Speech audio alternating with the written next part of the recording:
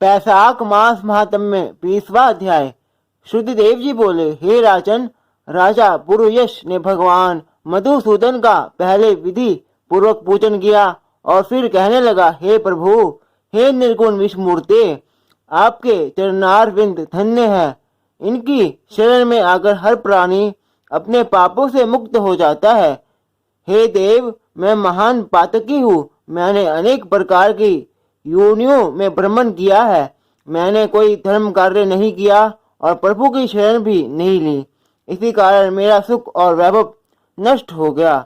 मैं जब शत्रुओं के द्वारा पराजित हो गया, तब प्रभु की कृपा से मेरे गुरुजनों ने हरिचरण ग्रहण करने की प्रेरणा दी। हे भगवान, अब आपकी कृपा से मैं पूरी तरह प्रसन्न हूँ। हे संतों पर त्याग करने वाले प्रभु, आपको बारंबार नमस्कार है। आप मुझ पर प्रसन्न हो। आपके चरणों की कृपा से मैं परिवार और प्रजा सहित धर्म का पालन करने में सफल हो सकूं।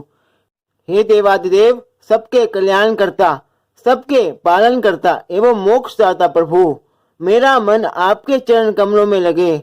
मेरी जिह्वा से आपकी पवित्र कथा निकले। मेरे नेत्र आपकी दिव्य मूर्ति के दर्शन करे और मेरे कानों में आपकी निर्मल कथा पढ़ती रहे।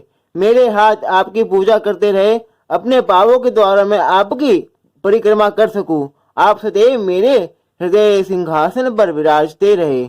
मेरे रोम रोम में आपका ही वास हो। हे विष्णु, मुझे संसार के किसी पदार्थ की इच्छा नहीं है। मुझे तो केवल आपके ही चरण कमलों की लालसा है। मैं उन्हीं की प्रीति की कामना करता हूँ। राजा की इस स्तुति को सुनकर भगवान अत्यंत प्रसन्न होकर बोले, हे राजन, तुम पाप रहित हो और मेरी निष्काम भक्ति में रत हो, इसलिए तुम श्रेष्ठ हो। तुम 10 सहस्त्र वर्षों की अवस्था को प्राप्त करोगे। इस लोक में तुमको दिव्य वैभव प्राप्त होंगे और अंत में तुम मेरे लोक को प्राप्त करोगे। जो भी प्राणी तुम्हारी वंदना करेंगे, उनको मैं प्रसन्न होकर भक्ति और मुक्ति अवश्य प्रदान करूंगा।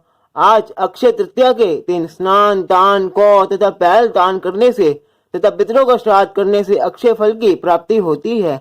मृत्यु, चरा, जन्म, भय और सभी प्रकार के पाप नष्ट हो जाते हैं। मैं बैसाख मास में किए गए धर्म कार्यों से प्रसन्न होता हूँ। जो लोग मेरे चरणों में प्रीति करते हैं, वे सर्वदा निष्पाप होते हैं। तुमने अपने गुरु का आदेश मानकर श्रेष्ठ धर्म का पालन किया है। मैं तुम पर अत्यंत प्रसन्न हूँ और इसी कारण मैंने तुम्हें दर्शन भी दिए हैं। अब तुम दिव्य भोगों का सेवन करो।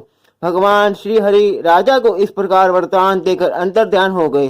तब राजा अति प्रसन्न होकर धर्म का पालन करता हुआ साधु सेवा करने लगा। उसने मन, वचन और कर्म से प्रभु की आराधना की। उसके पुत्र पौत्र आदि की वृद्धि हुई। वह इस लोक में दिव्य सुख को भोग कर अंत में भगवान विष्णु के चरणों में गया।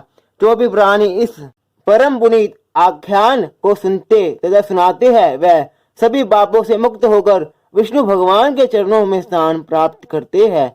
इसमें कोई संदेह नहीं है। भगवान श्री हरि अपने भक्तों पर ऐसी ही कृपा प्रदर्शित कर उन्हें सायुज्य मुक्ति प्रदान करते हैं।